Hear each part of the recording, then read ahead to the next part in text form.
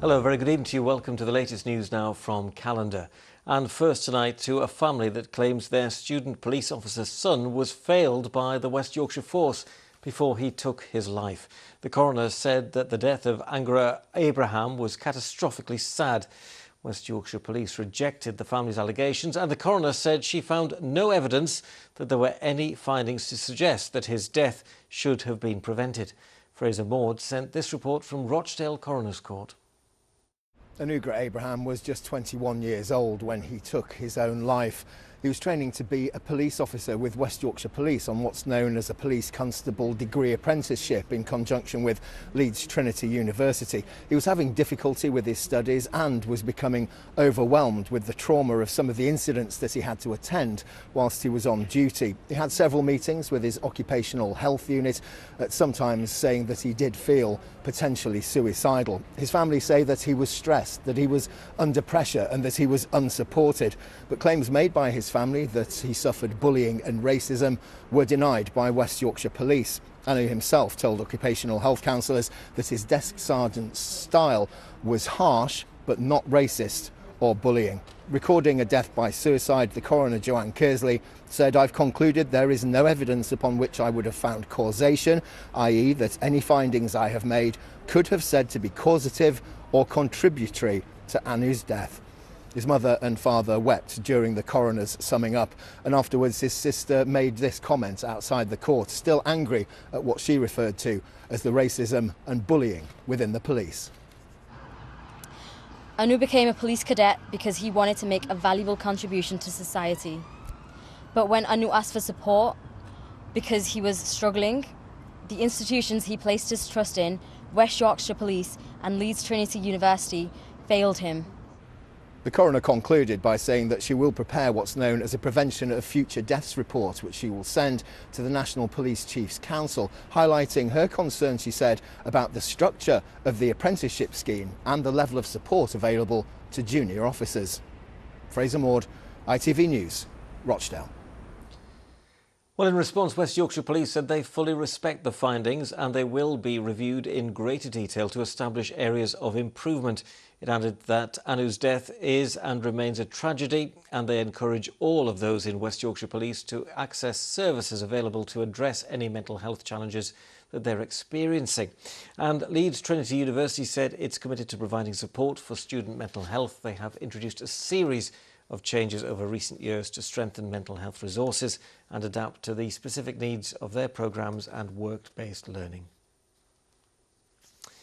On the eve of the Labour government's first budget in 14 years, people in the Chancellor's own constituency have been speaking to us about what they want to see.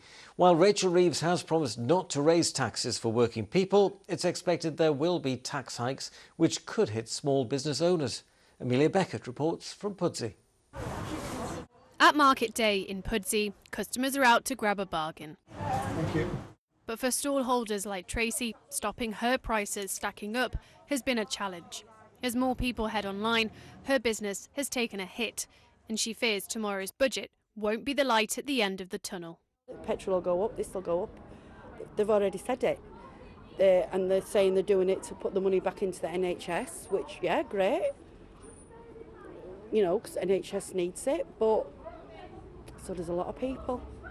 They're putting the minimum wage up, which is good, but then for small businesses it probably isn't, because then the small businesses, they've got to then, they're losing more money again then.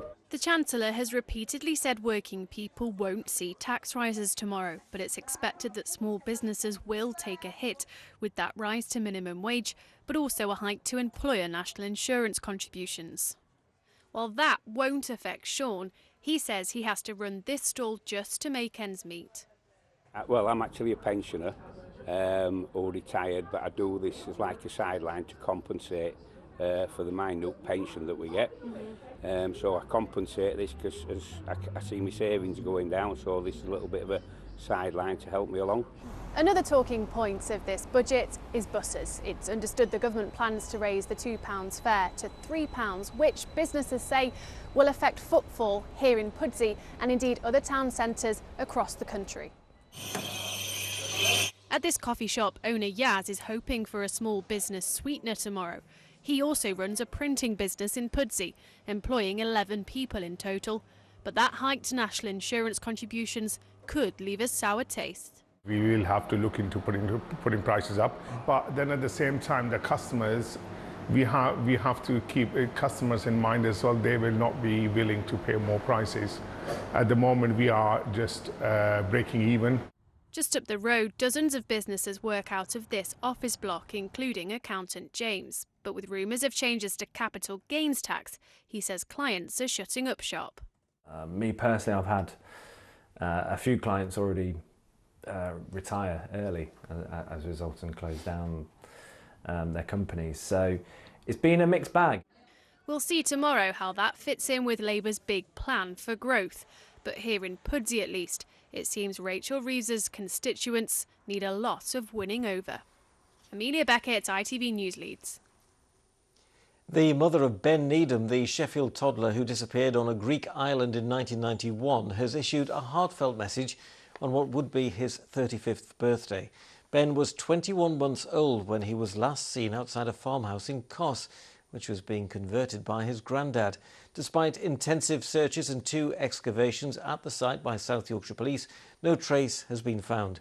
Ben's mother, Kerry, has posted a social media message saying he's always in her thoughts and promising to never give up the search.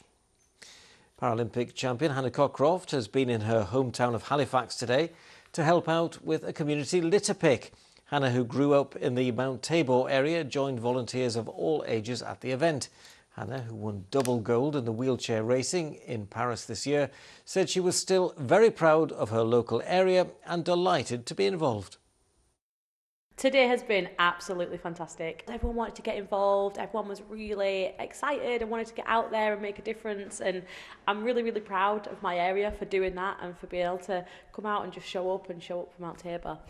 Everyone can really make an impact, whether you're a small child or whether you are already an elderly generation. And it's not just about picking up the litter and cleaning up things. It really has a larger message of taking care and being a responsible citizen. And it's also about educating and inspiring others. Singer Lulu will mark 60 years in show business by visiting our region next week. She'll bring her live show Champagne for Lulu to Hull and Leeds. Earlier today, my colleague Lisa asked her how it feels to be celebrating such a milestone. Well, first of all, they say that if time goes fast, you must be having fun. So I've been, on the whole, I would say I've had so much fun. I just don't know where the time has gone. But this Champagne for Lulu tour, it says it all, you know, it's time to have fun. What I've done is every single song means something special to me. If it's not a song that I've had a hit with, it's a song that I've recorded with as a duet with somebody really famous, or it's been in a big movie, or I've been lucky enough to write it. So everything has been so carefully thought of. And then when you look at all this stuff, there's so much happened to me. And you're no stranger to Yorkshire and to Yorkshire television, because you've appeared on entertainment shows over the years, and you had a part in Heartbeat some time ago. God. I just saw Heartbeat the other day on Alan Titchmarsh, and I had not seen that for a long time. And, you know, I thought, you know, you weren't bad, Lou. You weren't bad. In fact, Brian Cox said that's the thing that you know, Brian Cox, the actor, yes, yeah, said, you know, that's what made me realise you were an actress, Lou. And I thought, not bad, because I'm so critical of myself. Well, the doctor wants you to stay in overnight. I know. Nuisance. I need to do things, talk to people. Lulu talking to us earlier on Calendar. That's the news. Now here's Kerry with the weather. It's looking like a chilly one. TUI sponsors ITV Yorkshire Weather. Hello again. Cloud amounts tricky over the next few days, but high pressure is in charge, keeping us mostly dry. Can't completely rule out any light rain and drizzle out of thicker cloud, especially over the hills tomorrow morning. We stay mild, definitely milder than average by day and by night, but perhaps murky at times with some low cloud around, especially for the mornings. So it's pretty mundane as we head through into tonight. Largely dry, largely cloudy, especially out towards the coast and right over the tops of the hills with some mist and murk. But for most of us, certainly towns and cities, just about staying in double figures. There are Eastern times for Wednesday, 7:03 and 4:35. As we head into tomorrow, a mostly dry start, quite gloomy, particularly over high ground first thing. Then a little bit of